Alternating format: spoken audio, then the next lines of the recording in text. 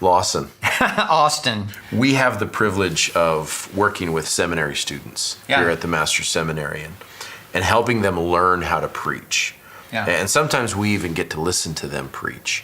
And if you were to have to come up with the top 3 mistakes young preachers make, what are the things that come to mind? They try to say everything in a sermon. Some of the most important decisions you make is really what you do not say. And if you try to jam-pack into one sermon everything you've ever learned in your entire life, you're really saying nothing. It's like you're driving a car and one foot's on the gas and one foot's on the brake. You're just canceling everything out. Too dense, not enough editing. Way too dense. And associated with that, a great sermon, every great sermon is a one-point sermon. Right. You may have 3 or 4 homiletical headings, but there has to be one dominant driving thrust to this sermon.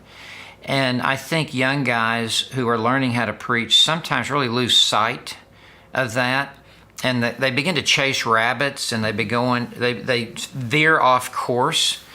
Another thing, I think young men sometimes either try too many verses or too few verses, and it can go either way. As a general rule, young preachers preach more verses, older men preach fewer verses, because an older man has more to say through all of his years of study and experience.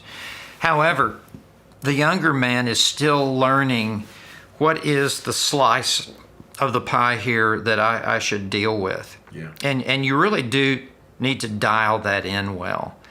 And so I think sometimes they miss that. Another thing I would say is, I think for virtually every preacher, and there are exceptions, I think a good outline is helpful. And to try to preach without an outline can be something that it makes you hard to follow. Sure.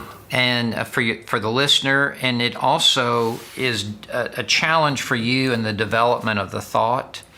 So I do think that a simple outline. I think less is more, fewer headings is better than too many headings. But some young preachers would do well if they structured their sermon a simpler way. I think simplicity is a key for clarity. And that's one part that helps make it clear. I think that's helpful. So a young preacher needs to edit. He needs to learn to develop a thesis. What's the thrust of this text? He's got to figure out how much he's preaching and not try to cover too much, which is really boiling all of this down to the importance of simplicity in preaching. It's what J.C. Ryle said was the most important part of a sermon was simplicity. Yes.